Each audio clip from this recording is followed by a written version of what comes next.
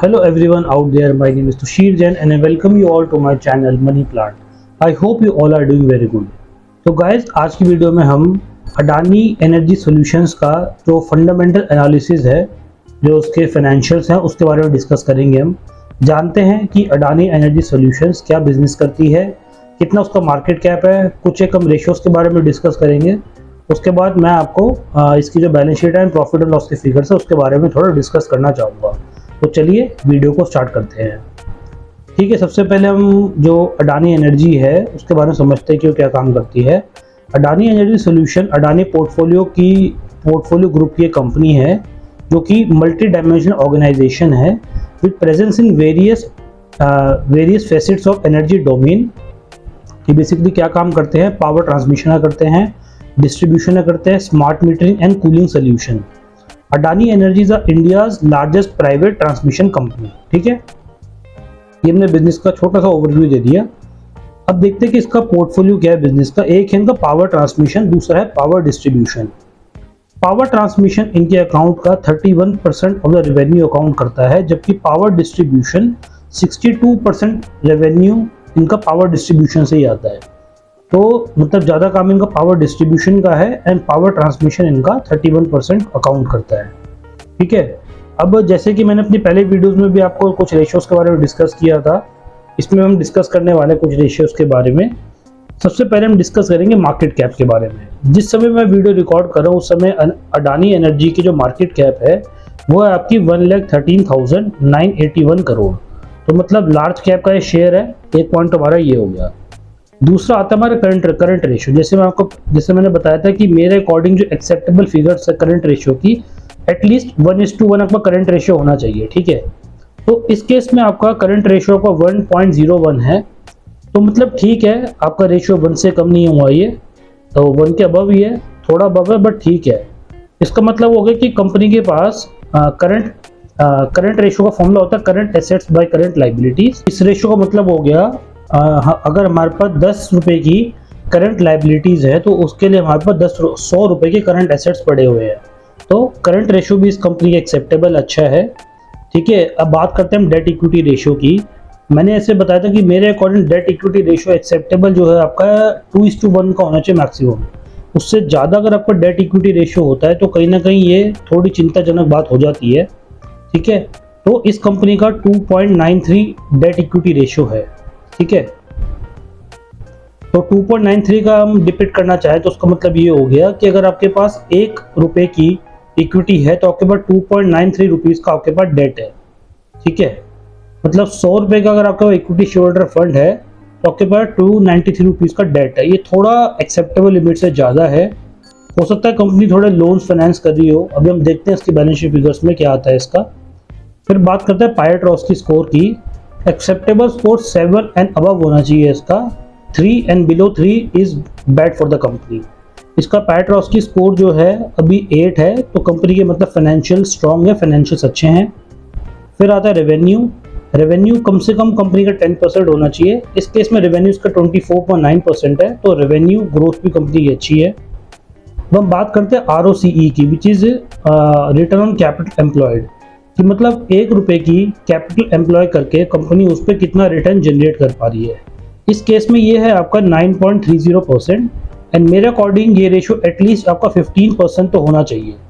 ठीक है, इसमें 9.03% आ रहा है, मतलब 1 रुपए की कैपिटल एम्प्लॉय करके आप उस पर 9.3 रुपीज़ का जो EBIT उसको आप जनरेट कर पा रहे हैं। ठीक है, थोड़ा कम है, कोई बात नहीं।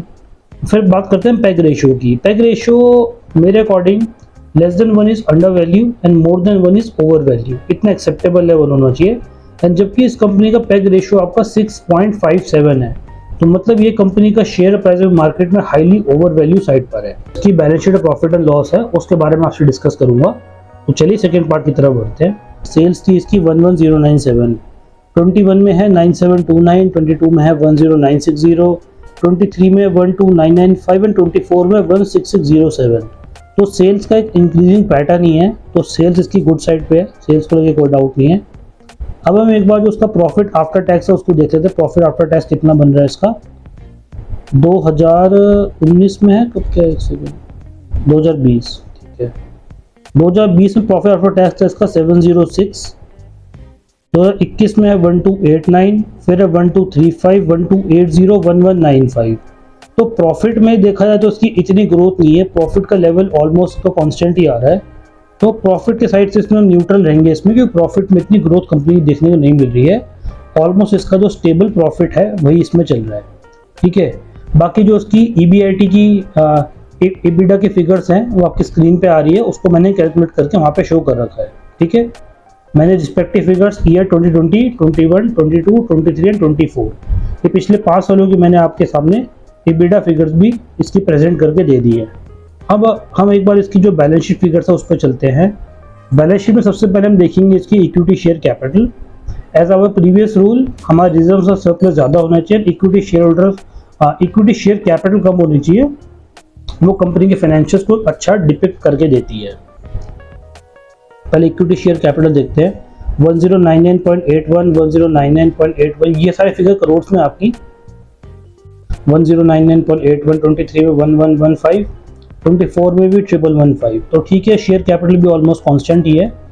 एंड जबकि शेयर होल्डर अगर रिजर्व एंड सरप्लस को देखा जाए तो इस केस में आपको रिजर्व ज़्यादा है एंड आपकी इक्विटी शेयर कैपिटल कम है, तो ये गुड इंडिकेशन है कंपनी के लिए। रिजर्व एंड सरप्लस की बात करके चले तो ईयर 20 में 4119, 21 में 4989, 22 में 5757, 23 में 10546 एंड 24 में 11526।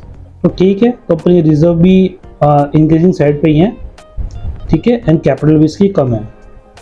अब हम एक बार देख के चलते हैं, नॉन करंट लाइबिलिटीज़ को इक्विटी शेयरहोल्डर फंड से कंपेयर करते हैं, ठीक है। अब अगर नॉन करंट लाइबिलिटीज़ की आप देखें तो कंपनी की नॉन करंट लाइबिलिटी आप देखिए इसकी इंक्रीज ही हो रही है। पहले 24,263 थी, फिर 26,522, 35,29, 34,151, 36,859, जबकि जो टोटल शेयर होल्डर फंड है वो थोड़े इसके लोअर साइड पर है। तो मतलब जैसे मैंने बताया था कि इस कंपनी का डेट इक्विटी रेशियो थोड़ा हायर साइड पे है, तो यहाँ पे हम उसको प्रैक्टिकली भी देख पा रहे हैं कि डेट इक्विटी रेशियो कंपनी का थोड़ा हायर साइड पर है, ठीक है। अब हायर साइड पे क्यों है? क्योंकि कंपनी ने लॉन्ग टर्म बोरिंग्स ज़्यादा कर रखी है, आप देख सकते हैं। नॉन करंट लायबिलिटी बाइफर्केशन दे रखी है, ज़्यादातर पोर्शन इसमें लॉन्ग टर्म बोरिंग्स का ही है इसका, जो कॉन्स्टिट्यूट करके दे रहा है। तो कंपनी मतलब लोन काफ़ी प्रोक्योर कर रही है अपने बिजनेस को रन करने के लिए। फिर एक बार हम अगर अगली फिगर्स देखना चाहें, एक बार कंटिजेंट लायबिलिटी की फिगर भी देख के चलते हैं एक बार इसमें हम।